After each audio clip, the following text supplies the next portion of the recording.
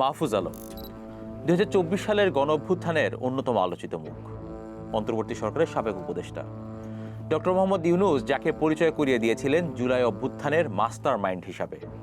সেই মাহফুজ বললেন আওয়ামী লীগ ব্যাক করছে। ফেসবুকে দেওয়া এক দীর্ঘ পোস্টে মাহফুজ আলম শুধু আওয়ামী লীগের ফেরার কথাই বলেননি, বরং দোষারোপ করেছেন ডানপন্থা, মব রাজনীতি, উগ্রবাদ, এমনকি অন্তর্বর্তী সরকারের ভেতরের কিচেন ক্যাবিনেটকেও। আজকের এই ভিডিওতে মাহফুজের স্ট্যাটাস নিয়ে কথা বলবো। সেই স্ট্যাটাসে মাহফুজ আলম কি বলেছেন, কেন বললেন, আর তার এই বক্তব্য বাংলাদেশের রাজনীতিতে নতুন কোনো বার্তা দিচ্ছে কিনা তা নিয়ে। মঙ্গলবার নিজের ভেরিফাইড ফেসবুক পেজে মাহফুজ আলম লেখেন, আওয়ামী লীগ রাজনৈতিক দলের আগে একটি ধর্মতত্ত্ব। তার দাবি, আওয়ামী লীগের প্রত্যাবর্তন হঠাৎ করে হয়নি, বরং ধাপে ধাপে এমন একটি রাজনৈতিক সামাজিক পরিবেশ তৈরি করা হয়েছে যেখানে আওয়ামী লীগের বয়ান আবারও জায়গা করে নিয়েছে।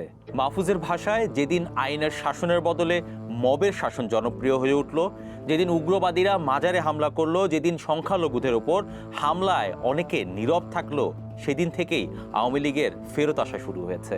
মাহফুজ আরও অভিযোগ করেন, অন্তর্বর্তী সরকারের ভেতরে আমলাতান্ত্রিক প্রভাব ছিল, সিদ্ধান্ত ছিল তথাকথিত কিচেন ক্যাবিনেটের হাতে, আর সেই বলয়ের ভেতরে বিএনপি, জামায়াত, এমনকি লীগেরও ছুপা দালাল ছিল বলে ইঙ্গিত দেন মাহফুজ। ছাত্রদের ভূমিকা নিয়েও সমালোচনা করেছেন মাহফুজ আলম। তার ভাষায়, বিপ্লবী সংগঠনের রূপ না নিয়ে ছাত্ররা মব ও লুম্পেন ক্লাবে পরিণত হয়েছে। মাহফুজের অভিযোগ, জুলাই আন্দোলনের চেতনা ধীরে ধীরে বিভক্ত হয়েছে রাজনৈতিক দরকষাকষি, সাংস্কৃতিক বিভাজন এবং ক্ষমতার লড়াইয়ে। তবে কয়েক ঘন্টা পর আরেক পোস্টে নিজের বক্তব্যের ব্যাখ্যাও দেন মাহফুজ।